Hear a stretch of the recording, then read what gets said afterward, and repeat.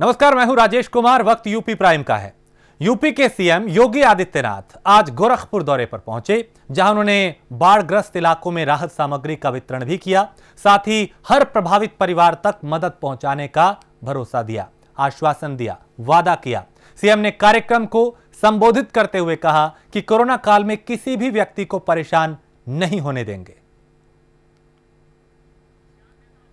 और मुख्यमंत्री ने यह भी कहा, चूंकि इससे पहले भी मुख्यमंत्री लगातार एक्टिव रहे हैं और हर सिचुएशन से, हर हालात से वो जूझते हुए नजर आए, चाहे कोरोना काल हो, चूंकि उसमें वो खुद एक्टिव रहे, लगातार टीम के साथ वो बैठकें करते रहे हैं और जमीनी हालात क्या है उसकी समीक्षा करते रहे हैं। तो आज हर बाढ़ प्रभावित क्षेत्र का उन्होंने दौरा भी किया और लोगों से उन्हें आश्वासन दिया कि हर संभव मदद आप तक पहुंचेगी जो प्रभावित हुए हैं। जनता ने सरकार के साथ मिलकर काम किया है, यह भी मुख्यमंत्री ने कहा। गोरखपुर आज पहुंचे मुख्यमंत्री योगी आदित्यनाथ, क्योंकि जन्माष्टमी भी है और यहां पे कार्यक्रम होगा जन्मोत्सव का श्री कृष्ण के, वो मौजूद रहेंगे उस वक्त। हालांकि इस बार जो जन्माष्टमी की धूम है वो पहले के मुकाबले काफी फीकी है, चूंकि मौजूदा वक्त में कोरोना काल और इसने जीवन को भी पूरी तरीके से प्रभावित किया है, जीने के तरीकों को भी। उसी का यह असर है कि मंदिरों में जहां हर साल भीड़ होती थी, इस दफा श्रद्धालुओं की वैसी संख्या यहां नहीं दिखेगी। और जरूरी भी है मौजूदा वक्त में कि सोशल डिस्टेंसिंग का पालन किया जाए, सावधानी बरती जाए, भीड़ कहीं पे भी इकट्ठा ना हो। सहजनवा के लोकप्रिय विधायक श्री शीतल पांडे जी, आवास विकास परिषद के उपाध्यक्ष श्री अश्विनी त्रिपाठी जी, भारतीय जनता पार्टी के जिला के अध्यक्ष श्री युधिष्ठिर सिंह जी, पिछड़ा वर्ग आयोग के सदस्य श्री रामजयन मौर्य जी,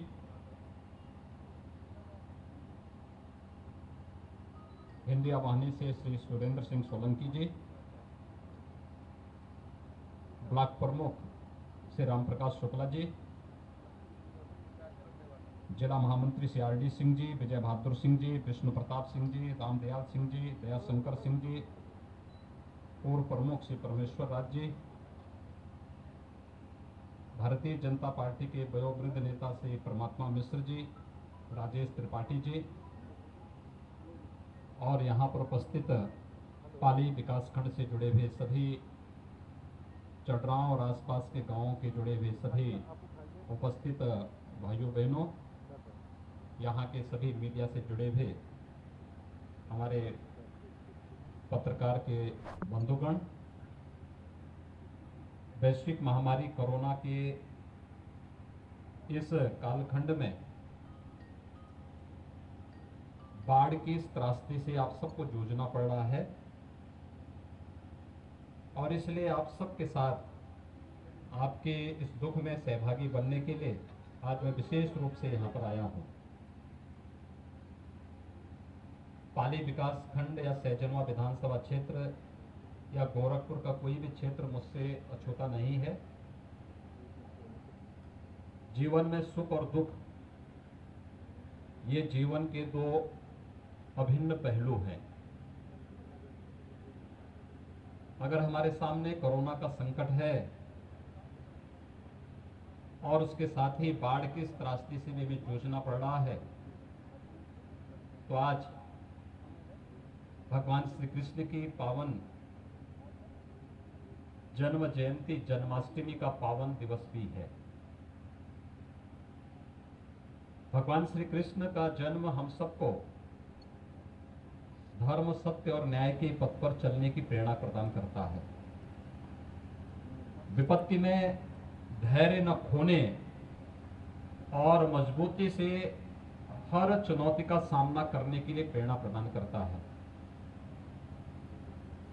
देश और दुनिया के सामने संकट का दौर जरूर है, लेकिन भारत के अंदर आदरणीय प्रधानमंत्री श्री नरेंद्र मोदी जी के समय से लिए गए निर्णय और साथ साथ कोरोना कालखंड में जनता जनार्दन ने केंद्र और प्रदेश सरकार के आह्वान पर जिस प्रकार का सहयोग किया है, इसके परिणाम स्वरूप उत्तर प्रदेश में हम देश और दुनिया के किसी भी अन्य देश की तुलना में बेहतर स्थिति में हैं। लेकिन हमें कोरोना से भी बचना है और बाढ़ जैसी त्रासदी का भी सामना करना है। उत्तर प्रदेश सरकार हर एक पीड़ित परिवार तक राहत पहुंचाने के लिए पूरी तरह प्रतिबद्ध है। मैं स्वयं पूरे प्रदेश के अंदर अलग अलग जनपद में कोरोना की तैयारी और कोरोना से बचाव के लिए विभिन्न प्रकार के चलाए जा रहे कार्यक्रमों की समीक्षा तो कर ही रहा हूं, लेकिन साथ साथ मेरे मंत्रिमंडल के सभी सहयोगीगण अलग अलग दिन अलग अलग जनपद में जाकर के जनता को राहत प्रदान करने का कार्य कर रहे हैं और प्रशासन को स्पष्ट हिदायत है कि वह किसी भी पीड़ित को राहत से वंचित न होने दें।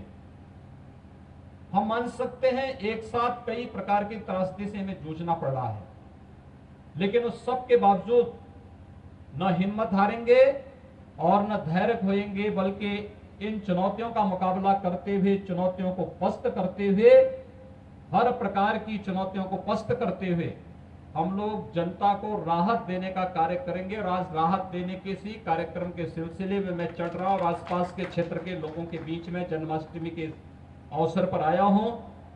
इस अवसर पर मैं उन सभी को जिन्होंने कोरोना वॉरियर्स बनकर के कोरोना के खिलाफ देश की इस लड़ाई को मजबूती से लड़ते हुए आम जन को राहत दी है, उन सबको नमन करता हूं। बहुत सारे ऐसे लोग हैं जिन्होंने कोरोना के खिलाफ युद्ध लड़ते लड़ते स्वयं अपने प्राणों की आहुति भी दी है। बहुत सारे ऐसे लोग हैं, सचमुच वे असमय गए, लेकिन एक प्रेरणा छोड़ करके गए कि बचाव ही सबसे बड़ा उपचार हो सकता है। कोरोना से बचाओ, 2 गज की दूरी और मास्क जरूरी। ये 2 गज की दूरी हम लोग ध्यान में रखें कि अगर कोई कोरोना संक्रमित है, चूंकि 85% मामले ऐसे हैं जहां लक्षण नहीं दिखते, उन स्थितियों में एक दूरी, पता नहीं किसमें लक्षण है। हम प्रयास कर रहे हैं कि अधिक से अधिक लोगों की जांच कराई जाए। वर्तमान में उत्तर प्रदेश में 1 लाख टेस्ट प्रतिदिन हम लोग कर रहे हैं, लेकिन उस सब के बावजूद प्रदेश की आबादी 24 करोड़ की है। देश और दुनिया में जो उत्तर प्रदेश के वासी रह रहे हैं, वे भी भाग करके आ रहे हैं, उनके लिए भी हमें व्यवस्था देनी है। उन स्थितियों में व्यापक पैमाने पर टेस्ट कराए जाने के बावजूद भी हम सबको सावधानी रखना जहां इसके प्रति आवश्यक है, वहीं साथ ही साथ इंसेफ्लाइटिस के प्रति, डेंगू के प्रति, कालाजार के प्रति, मलेरिया और तमाम वेक्टर बॉर्न डिजीज जितनी भी हैं, इन वेक्टर जनित बीमारियों से भी बचाव के लिए हम लोगों को निरंतर प्रयास करना है। और इसीलिए आप सबका आह्वान करने के लिए हमने शनिवार और रविवार को साप्ताहिक बंदी की घोषणा की है। ये साप्ताहिक बंदी स्वच्छता अभियान को समर्पित किया है। पूरी तरह स्वच्छता को, सैनिटाइजेशन को, फॉगिंग को हम लोगों ने कार्यक्रम चलाया। उसका परिणाम क्या है? देखिए, हम लोगों ने 3 वर्ष में मस्तिष्क ज्वर से गोरखपुर में, पूर्वी उत्तर प्रदेश के मध्य जुलाई से लेकर के मध्य नवंबर तक 1200 से 1500 लोगों की मौत होती थी। 2017 से पहले के आंकड़े आप उठा करके देखें, लेकिन 2017 के बाद जो क्रमबद्ध ढंग से कार्यक्रम चलाए गए, आज उसका परिणाम है कि मौत के आंकड़े 90% कम हुए हैं। और इस वर्ष भी जो कार्यक्रम अभी विगत माह ही में बीआरडी मेडिकल कॉलेज में गोरखपुर और बस्ती मंडल की समीक्षा बैठक लेकर के सबको एक कार्यक्रम सौंपा था कि कहीं भी मस्तिष्क ज्वर से, चाहे वह जापानी इंसेफ्लाइटिस हो, चाहे वह एक्यूट इंसेफ्लाइटिस हो, चाहे वह डेंगू हो, चाहे मलेरिया हो, उनसे मौत नहीं होनी चाहिए। इसको रोकने की पूरी तैयारी होनी चाहिए। और जनता जनार्दन ने सहयोग किया, प्रशासन ने युद्ध स्तर पर कार्य किया। उसका परिणाम है कि पिछले वर्ष हम 90% तक मौत के आंकड़ों को नियंत्रित करने में सफल हुए और इस बार जो पिछली बार भी मौत हुई थी और उससे मरीज आए थे, उससे भी आधे मरीज और आधे से कम मौत इस बार हुई है। और शुरू से ही जब से कोरोना का संकट सबके सामने आया, उन्होंने खुद कमान संभाली और लगातार वो एक्टिव रहे। आज भी वो टीम 11 के साथ लगातार बैठ के करके हालात जो हैं उसे सुधारने की तरफ आगे बढ़ते दिखाई देते हैं। उधर कोरोना को यूपी सरकार कोरोना को लेकर पूरी तरह अलर्ट है। सीएम योगी अधिकारियों के साथ बैठक कर रहे हैं लगातार, जिसमें वो कोरोना को लेकर अधिकारियों को जरूरी दिशा निर्देश दे रहे हैं। इसे लेकर एसीएस गृह अवनीश अवस्थी और एसीएस स्वास्थ्य अमित मोहन प्रसाद ने प्रेस कॉन्फ्रेंस की। माननीय मुख्यमंत्री जी ने आज कोविड केयर की बैठक सुबह 10 बजे ली। संक्रमण को चेन को तोड़ने के लिए निरंतर सावधानी बरतने की आवश्यकता है। कोविड-19 के दृष्टिगत प्रदेश में स्थापित जो कोविड चिकित्सालय हैं उनको और मजबूत और सुदृढ़ करने की आवश्यकता है। आज मुख्यमंत्री जी ने लखनऊ के कोविड चिकित्सालय यानी SGPGI, KGMU, जो RML है, बाकी लोक बंधु है, इन सब का रिव्यू करने के लिए ACS मेडिकल एजुकेशन और ACS हेल्थ और मुझे भी ये निर्देश दिया था। आज हम लोग ने KGMU में जाकर एक जो नया चिकित्सालय उनका बन रहा है उसका रिव्यू किया है और कोशिश कर रहे हैं कि अगले इसी माह में जो 319 बेड का नया चिकित्सालय जो है KGMU में तैयार हो जाए। नए VC साहब ने पूरा सहयोग दिया है, वहाँ के रजिस्ट्रार और सभी सीनियर डॉक्टर्स ने मिलकर हम लोग ACS मेडिकल एजुकेशन के साथ DM के साथ आज फिर पुनः रात को रिव्यू करेंगे, जिससे कि KGMU में एक नया जो है कोविड फैसिलिटी को हम लोग चालू कर सकें। मुख्यमंत्री जी का आदेश है कि विद इन डेज इसको शुरू कर दिया जाए। इस पूरी वैश्विक बीमारी के लिए दवा और वैक्सीन अभी नहीं है, लेकिन इसकी बचाव ही इससे सुरक्षा है। तो इसके दृष्टिगत एक कारगर रणनीति के तहत प्रभावी रूप से लागू करने के लिए जागरूकता पर बल प्रतिदिन दिया जा रहा है। आपको मालूम है कि टीवी, अखबारों के माध्यम से, रेडियो के माध्यम से निरंतर जागरूकता की जा रही है, लेकिन ग्रामीण क्षेत्र में सभी जगहों पर यह जरूर आवश्यक है कि वर्ड ऑफ माउथ से भी लोग आपस में भी जब भी जहाँ भी मिले चर्चा करें तो 2 गज की दूरी, मास्क है जरूरी, उस पर बल दें। जो भी अपने लोग हैं कहीं सोशल मीडिया पे जुड़े हैं उस पर भी प्रभावी जो है लोग अपना साथ देकर इस चीज़ को आगे बढ़ाएं। कॉन्ट्रैक्ट ट्रेसिंग और डोर टू डोर सर्वे अब प्रभावी रूप से प्रदेश में चल रहा है। लखनऊ में, कानपुर में, वाराणसी में, वेस्टर्न यूपी में सभी जगह डोर टू डोर सर्वे बहुत तेज़ी से हो रहा है और हर बार जो है एक साइक्लिक पीरियड में ये सर्वे हो रहा है, यानी एक बार ख़त्म होता है तो फिर नए सिरे से शुरू हो जाता है। तो इसको जो है और मजबूत करने का निर्देश दिया गया है। Integrated command and control centre को प्रॉपरली फीडबैक के लिए लगाकर उस पर जो है निर्देशों को जारी करने के लिए पूरी मजबूती से काम किया जा रहा है और उसको मुख्यमंत्री हेल्पलाइन से सभी इंटीग्रेटेड कमांड कंट्रोल सेंटर को जोड़कर उसको जो है फीडबैक से प्राप्त करके और कहीं कोई उसमें गैप्स हैं तो उसको दूर किया जा रहा है। मास्क की अनिवार्यता पर और तेज़ी से काम किया जा रहा है। लखनऊ, कानपुर, बरेली, प्रयागराज, गोरखपुर, वाराणसी में L2, L3 अस्पताल में बेड्स को बढ़ाने के लिए विशेष रूप से कार्रवाई की जा रही है। आज मैंने चिकित्सा शिक्षा मंत्री जी यानी वित्त मंत्री जी श्री सुरेश खन्ना साहब से बात की। वो खुद वाराणसी और मिर्ज़ापुर के दौरे पर हैं और वरिष्ठ माननीय मंत्रीगण और वरिष्ठ अधिकारीगण फील्ड में निकलकर एक एक चीज़ देख रहे हैं। आज मुख्य सचिव साहब को जो है कानपुर जाने का माननीय मुख्यमंत्री जी ने आदेश दिया है, तो मुख्य सचिव साहब स्वयं कानपुर जाकर उसको देख रहे हैं। मुख्यमंत्री जी ने निर्देश दिया है कि चिकित्सा और पुलिस कर्मियों को संक्रमण से बचाया जाए। पुलिस कर्मियों के लिए विशेष रूप से जो है संक्रमण से बचने के लिए ग्लव्स, मास्क और जहां आवश्यकता हो PPE किट की भी व्यवस्था की गई है। स्वास्थ्य मंत्रालय, भारत सरकार की ऑनलाइन OPD सेवा संजीवनी के माध्यम से भी लोग लाभान्वित हो रहे हैं और इसका अच्छा व्यापक प्रचार प्रसार हो रहा है। बाढ़ग्रस्त और जलमग्न इलाकों में राशन किट का वितरण करना, गौ आश्रय स्थलों में सभी व्यवस्था करना, किसानों को यूरिया और खाद की व्यवस्था करना और स्वच्छता अभियान सैटरडे संडे मजबूती से चलाने, ये भी निर्देश सभी को दिए गए हैं। आपके संज्ञान में डाल दें कि Uttar Pradesh Covid care fund में अब तक मुख्यमंत्री राहत कोष से 230 करोड़ प्राप्त हुआ है और पब्लिक कंट्रीब्यूशन से 198.84 करोड़ प्राप्त हुआ है। यानी कोविड केयर फंड में 429.50 करोड़ रुपए की धनराशि प्राप्त हुई है और इसमें से 361.92 करोड़ जो है बांट दी गई है।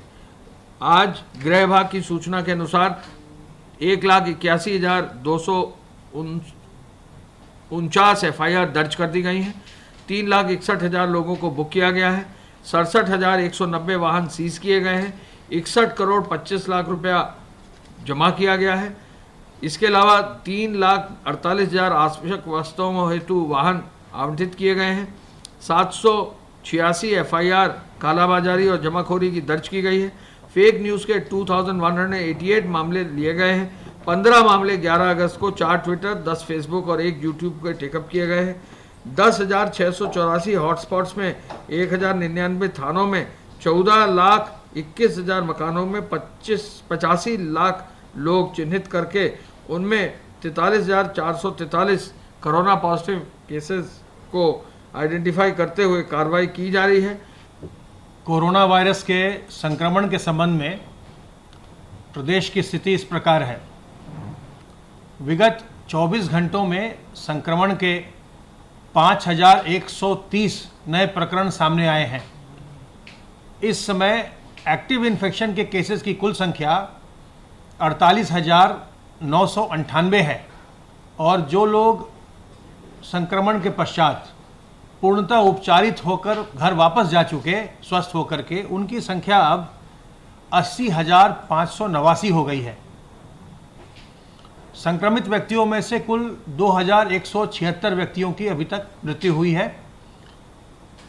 कल प्रदेश में 1,01,039 सैंपल्स की जांच की गई और जिसमें से 60,542 एंटीजन टेस्ट थे।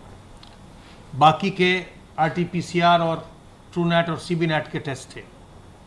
इस प्रकार से अब हमारे प्रदेश में प्रारंभ से जो टेस्टिंग हो रही है, अब हमारे प्रदेश में 33,14,435 टेस्ट किए जा चुके हैं। टेस्टिंग का जो WHO का मानक होता है वो ये है कि प्रति 10 लाख जनसंख्या पर 140 टेस्ट प्रतिदिन होने चाहिए। अगर उसके हिसाब से हम देखें तो लगभग 32,000 टेस्ट प्रतिदिन उत्तर प्रदेश में कम से कम किए जाने चाहिए। ये WHO का मानक है। हम उस मानक की तुलना में उससे हम 3 गुने से ज़्यादा टेस्ट रोज कर रहे हैं। अब हम 1 लाख से ऊपर टेस्ट करते हैं और देश में प्रतिदिन जो टेस्ट होते हैं उसमें सबसे अधिक टेस्ट करने वाला प्रदेश उत्तर प्रदेश है। 1 लाख का आंकड़ा अभी तक और किसी प्रदेश ने नहीं प्राप्त किया है। होम आइसोलेशन में इस समय 20,818 लोग हैं और अपने घर पर रह करके स्वास्थ्य लाभ कर रहे हैं।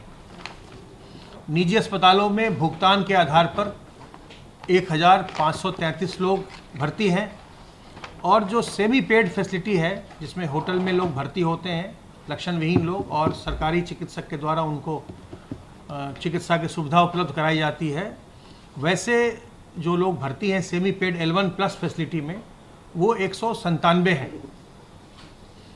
पूल टेस्ट के अंतर्गत कल 5-5 सैंपल के 3,248 पूल लगाए गए थे, जिनमें 667 में पॉजिटिविटी देखी गई और 10-10 सैंपल के 241 पूल लगाए गए थे, जिनमें 26 में पॉजिटिविटी देखी गई। सर्वेलेंस की गतिविधि के अंतर्गत 52,473 इलाकों में कंटेनमेंट एक्सरसाइज किया गया है सर्वेलेंस के माध्यम से और इसमें 2,37,058 टीम दिवस के माध्यम से 1,67,07,379 घरों का सर्वेलेंस किया गया है। तो प्रदेश में कोरोना के बढ़ते मामलों को रोकने के लिए प्रदेश सरकार लगातार स्वास्थ्य और प्रशासनिक अधिकारियों के साथ बैठकें कर रही है। जो मंत्री हैं, पूर्वांचल में तेजी से बढ़ रहे मामलों को लेकर प्रदेश सरकार में कैबिनेट मंत्री सुरेश खन्ना वाराणसी पहुंचे, जहां उन्होंने सिंगरा स्थित कोविड कंट्रोल रूम का निरीक्षण किया और अधिकारियों को जरूरी दिशा निर्देश भी दिए। सरकार ने जो निर्देश दिए हैं उसका हम पालन करेंगे, तभी हम बचेंगे। अभी तक सरकार ने लॉकडाउन से लेकर अभी तक जितनी भी व्यवस्था थी वो सरकार ने की। अब हम अगर फिजिकल डिस्टेंसिंग मेंटेन करेंगे, अब बार बार जो है वो अपना हाथ धोएंगे और मास्क हर समय पहनेंगे। घर से निकलेंगे तो मास्क के बिना नहीं निकलेंगे, तभी कोरोना के फैलाव को हम रोक सकते हैं। अच्छा, बीएचयू में भी दुर्व्यवस्था की बहुत सारी वीडियो वायरल हो रही है। आज हमने बीएचयू के लोगों से बात की है, उनको ये निर्देश दिए हैं। हमने आज बनारस में इस बात का भी वो किया है कि हम आगे के लिए 500 बेड बढ़ाएं, और हमने सरकारी क्षेत्र में भी और निजी क्षेत्र में भी लगभग 500 बेड बढ़ाने के लिए निर्देश दे दिया। एक एक अस्पताल के लिए अलग अलग से उनका वो भी बता दिया कि भाई तुमको इतने बढ़ाने हैं, तुमको इतने बढ़ाने हैं। टोटल हमारा लक्ष्य है कि 500 बेड बनारस बढ़ाए जाएं और ज़्यादा संवेदनशीलता से इलाज की व्यवस्था हो, किसी प्रकार की लापरवाही न हो।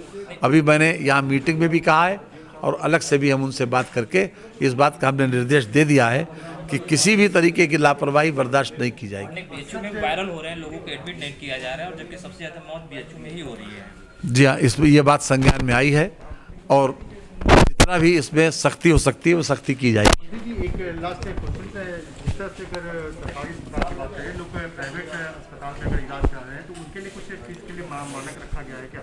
जी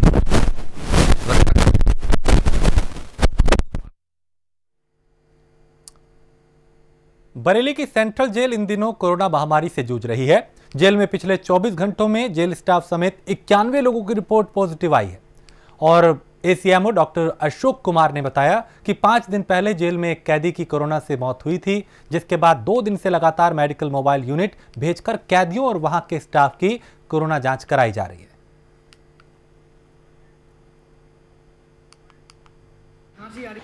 जो हमने करीब 400 के करीब में हमने जांच कराई है जो सेंट्रल जेल में, जिसमें कि 51 जो है हमारे, जिसमें कि स्टाफ भी है और जो हमारे कैदी हैं वो पॉजिटिव आए हैं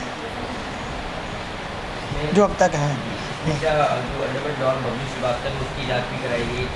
हाँ, जो बबलू हैं, जो अंडर डॉन जो है, जो डॉन है, उनका जो कल उनका हमने जांच कराई थी, उनकी रिपोर्ट नेगेटिव आई है। अभी क्या इस तरीके से और जांच लगातार चल रही है? हाँ, अभी लगातार चल रही है। आज भी जांच हुई है, उसमें एंटीजन की, आरटी-पीसीआर की भी जांचें हुई हैं, लेकिन रिपोर्ट अभी अवेटेड है। आगरा में जन्माष्टमी पर कोरोना का साया पड़ता दिखाई दे रहा है, जिसके चलते इस बार मंदिरों में सामूहिक कार्यक्रम का आयोजन नहीं होगा। मंदिरों को सजाया तो जा रहा है, लेकिन श्रद्धालुओं को मंदिर में नहीं बल्कि बाहर से ही दर्शन करने की अनुमति दी गई है। ऐसा इसलिए चूंकि कोरोना संकट के चलते। कोरोना के संक्रमण काल ने पूरे विश्व की कार्यशैली को बदल के रख दिया है। त्यौहार ही नहीं, आम जनजीवन पर भी काफ़ी बड़ा प्रभाव पड़ा है। ब्रज क्षेत्र का सबसे बड़ा त्यौहार माना जाता है कृष्ण जन्माष्टमी, लेकिन इस बार कृष्ण जन्माष्टमी में भी कृष्ण भक्तों को मंदिरों के बाहर से ही मंदिर के दर्शन करने पड़ेंगे, उनको अंदर आने की अनुमति नहीं होगी। इसका सबसे बड़ा कारण है कि कोरोना का प्रभाव लगातार बढ़ता चला जा रहा है। आप देख सकते हैं यहाँ पर इस वक्त हम लोग खड़े हुए हैं आगरा के सबसे बड़े राधा कृष्ण मंदिर जो नेहरू नगर में स्थित है। आप साफ तौर पर देख सकते हैं तैयारियाँ चल रही हैं पूरे तरीके से, लेकिन जो कल भक्तों के लिए आवागमन होगा उसकी क्या पूरी रूपरेखा रहेगी, इसके लिए यहाँ के पुजारी हमारे साथ हैं। क्या नाम है आपका? मैं सुनील शास्त्री।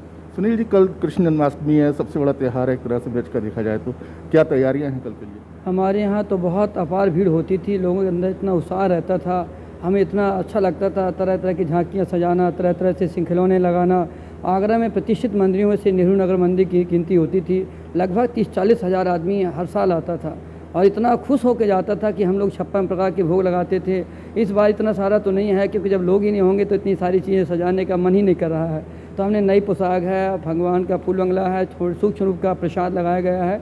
सोशल डिस्टेंसिंग रहेगी, अंदर कोई एंट्री नहीं होगी, बाहर ही रहेंगे। जो दर्शन करना होगा बाहर पुलिस और गार्ड होंगे, वो लोग अपनी व्यवस्था देखेंगे। हमारे मंदिर में प्रवेश दिया जाएगा? दर्शन नहीं, प्रवेश कोई प्रवेश नहीं है, वर्जित है। हम ही पुजारी ही रहेंगे, भगवान रहेंगे और कोई नहीं रहेगा। यहाँ पे कुछ अन्य लोग भी मौजूद हैं। क्या लगता है, जिस तरीके कृष्ण जन्माष्टमी काफ़ी व्यापक रूप से मनाई जाती थी, बहुत बड़ा त्यौहार मनाया जाता है, अब जिस तरीके कोरोना काल में सावधानियाँ बरती जा रही हैं, तो कितना बड़ा असर लग रहा है भक्तों के लिए? बहुत बड़ा असर लग रहा है। बहुत बड़ा असर लग रहा है। तो कल कैसे मनाएंगे जन्माष्टमी? बस यही है कि बाहर से मनाएंगे भक्त लोग द्वारा, और हमारा श्रृंगार का और फूल बंगला वही कार्यक्रम तो वही चलेगा, खाली भक्तों द्वारा जो है बाहर से ही दर्शन करेंगे। इनका साफ तौर पे कहना है कि किसी भक्त को मंदिर के अंदर आने की अनुमति नहीं होगी। और साथ ही साथ आपको बता दें कि जिस तरीके से कृष्ण जन्माष्टमी के लिए सामूहिक आयोजनों का आयोजन किए जाते थे आगरा में, उन सभी पर रोक है। पुलिस लाइन में काफ़ी बड़ा आयोजन किया जाता है और सब पे रोक लगा दी गई है। माना जा रहा है कि सतर्कता ही शायद कोरोना से बचाव कर पाएगी। इस चलते कृष्ण जन्माष्टमी पे भी काफ़ी एहतियात बरती जा रही है। आगरा से Manav Malhotra, prime news. Corona virus का असर इस बार जन्माष्टमी पर भी दिखाई देगा। आपको बता दें कृष्ण की जन्मस्थली ब्रज में भी मंदिरों में श्रद्धालुओं के आने जाने पर रोक रहेगी। इस वक्त हम लोग खड़े हुए हैं ताजनगरी आगरा के ही नेहरू नगर स्थित राधा कृष्ण मंदिर में, जिसमें आपको साफ तौर पर दिखाना चाहूँगा कि यहाँ पर सजावट तो जरूर की जा रही है, झालरें लटकाई हुई हैं बिजली की, ताकि यहाँ पर शाम को रोशनी हो सके, अच्छी सजावट दिखाई दे। लेकिन आप साफ तौर पर देख सकते हैं एक लाल कलर का बैरिकेडिंग बनाया गया है, सिर्फ श्रद्धालु यहाँ तक ही देख पाएंगे। यहाँ पर भी पुलिस मौजूद रहेगी और मंदिर के पुजारी द्वारा बताया गया है कि सिर्फ सोशल डिस्टेंसिंग के द्वारा पालन कराया जाएगा, किसी भी व्यक्ति को मंदिर के अंदर जाने की अनुमति नहीं होगी। ये आगरा का सबसे बड़ा राधा कृष्ण मंदिर है, जिसमें आप साफ तौर पर देख सकते हैं कि अभी तक पट बंद हैं और पुजारी द्वारा बताया गया है कि यहाँ पट बंद ही रहेंगे। यहाँ पर सजावट जरूर की जा रही है, आप साफ तौर पर देख सकते हैं झालरें लटकी हुई हैं। जो कल जन्माष्टमी है उसकी भी सारी तैयारियां की जा रही हैं। लेकिन इस जन्माष्टमी में भी ब्रज क्षेत्र में भी श्रद्धालुओं को कृष्ण के दर्शन से वंचित रहना पड़ सकता है। उनका साफ तौर पर कहना है किसी भी व्यक्ति को मंदिर में आने की अनुमति नहीं होगी। साथ ही साथ पूरे आगरा में जो भी सामूहिक आयोजन होते थे उन पर भी रोक लगाई गई है, क्योंकि आगरा में कोरोना का प्रभाव काफ़ी तेजी से है। लगातार कोरोना पॉजिटिव की संख्या यहाँ बढ़ती हुई नजर आ रही है। ऐसे में एहतियात ही सबसे बड़ी सुरक्षा है। आगरा से मानव मल्होत्रा, प्राइम न्यूज़। और इसी के साथ इस बुलेटिन में इतना ही। देश प्रदेश की बाकी खबरों के लिए आप देखते रहिए प्राइम न्यूज़।